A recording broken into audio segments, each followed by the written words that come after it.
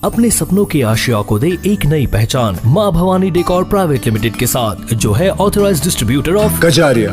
देश की मिट्टी से बनी टाइल से देश को बनाते हैं। और जहाँ मिलती है सभी प्रकार के Indian and imported granite, marble, sanitary एवं कोटा स्टोन का अनोखा एवं आकर्षक संग्रह। माँ भवानी डेकोर प्राइवेट लिमिटेड मतलब a complete floor solutions. New 0 mile Dadar road, Muzaffarpur. Call 9934753111।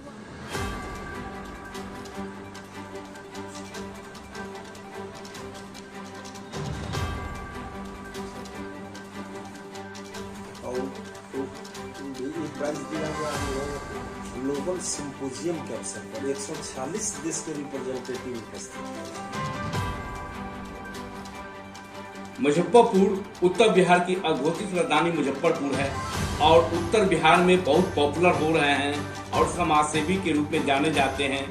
किसी भी समस्या होता है तो उसको जागरूकता करते रहते हैं, शायद शिक्षा क्षेत्र में हो, स्वास्थ्य क्षेत्र में हो, सामाजिक कल्याण हो, उसमें आप बढ़ चढ़ के हिस्सा लेते हैं, जिसके कारण आपको इस बार राष्ट्रपति द्वारा सम्मानित किया गया है। और लीची उत्पादक संघ के आप चलाते हैं और लीची का जागरूकता करते रहते हैं कि पौधा लगाना चाहिए और इसको आगे बढ़ाना चाहिए। मुजफ्फरपुर पूरे वर्ल्ड में फेमस है यहाँ की लीची, जिसके कारण से आपको सम्मानित किया गया है राष्ट्रपति द्वारा। इस पर क्या कहेंगे आप? सर्वप्रथम आपके चैनल के सभी दर्शकों को मेरा नमस्कार। मेरा नाम बच्चा प्रसाद सिंह है, मैं बिहार लीची उत्पादक संघ।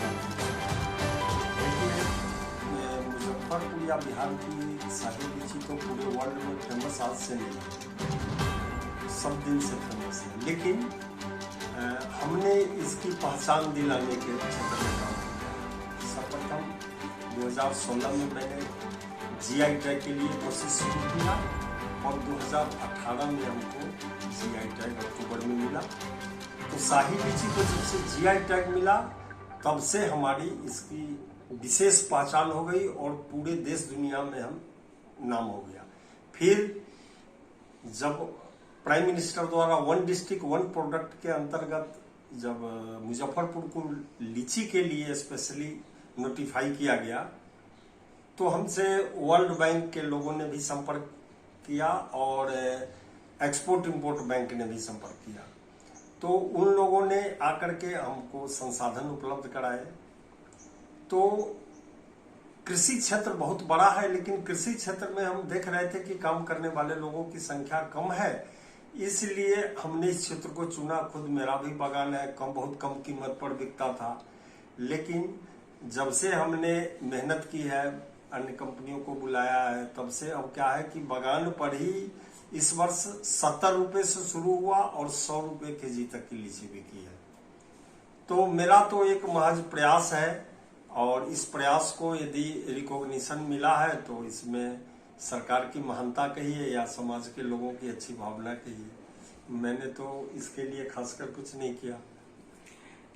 अभी जो देख रहे हैं कि मुजफ्फरपुर की जमीन जो है कमर्शियल हो गए हैं, जो लोग कि जो है पौधे जिसमें लगे हुए थे लीची सब कि काट के उसको बेच दिया गया जमीन और कमर्शियल होते जा रहे हैं, जिससे लीची यहाँ से मुजफ्फरपुर से धीरे धीरे खत्म हो रही है। इस पर किस तरह आपका जागरूकता लेके और लोग रोकथाम करने के लिए क्या प्रयास कर रहे हैं? इसके रोकथाम के लिए हम लोग यही चाहते हैं कि शहरीकरण को रोका नहीं जा सकता है लोग, तो हम लोग चाहेंगे कि आउटर एरिया में, रूरल एरिया में हम लोग चाह रहे हैं कि इसकी क्षतिपूर्ति अन्य क्षेत्रों में लगा करके की जाए।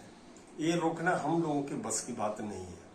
तो सरकार, केंद्र सरकार पूरा प्रचार करते हैं पौधा लगाना चाहिए, हर व्यक्ति को पौधा लगाना चाहिए, जिससे हमारा कि प्रदूषण मुक्त हो और कि हवा रहे, ताजी हवा लगे। तो इस तरह का धीरे धीरे जो है से और से पौधे जो हैं धीरे धीरे कि हट रहे हैं। और किस तरह इसका कि अपने संगठन की ओर से जागरूकता कि लगाइएगा, शिविर लगाकर और इसको प्रचार प्रसार कीजिएगा। देखिए, अभी हमारे संगठन को जो यह पुरस्कार मिला है स्पेशली, ये है प्लांट जीनोम कंजर्वेशन अवार्ड। हमने क्या किया कि यहाँ मुख्यतः शाही और चाइना की खेती होती है, लेकिन हमने पता किया कि शाही चाइना तो बाद में है, इससे पहले परंपरागत रूप से हमारे यहाँ बहुत सी लीची की किस्में हैं पहले से, जो कॉमर्शियल नहीं था, इस कारण लोग उसको छोड़ते गए। लेकिन उनमें कुछ ऐसे गुण हैं जो इनमें नहीं है।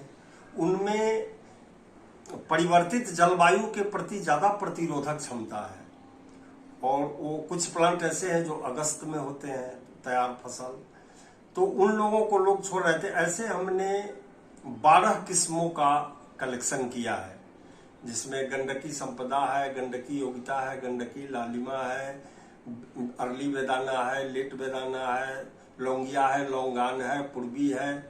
तो इस प्रकार हमने कुल 12 ऐसी वेराइटियों का कलेक्शन करके किया है जिनमें ज्यादा मौसम और रोगों के प्रति ज्यादा प्रतिरोधक क्षमता है। तो फिर इसको यदि नए संदर्भ में उसके गुण को लेकर यदि हाइब्रिड किया जाएगा दूसरे पौधों से, तो अभी जो लीची में इतनी बीमारियां शाही चाइना में आ रही है, इतनी मौसम के प्रति प्रतिकूलता है, ज्यादा कीट पड़ते हैं, कभी झुलस जाते हैं, तो हम लोग इसको मई से लेकर अगस्त तक लीची निकल सकती है। बाहर के व्यापारी मुजफ्फरपुर में आया करते थे लोग, मतलब कि बनारस के ज्यादा व्यापारी हुआ करते थे जो लीची यहाँ मतलब तुड़वाने के तुड़वाकर और उसको पैकिंग करके भेजते थे पूरे।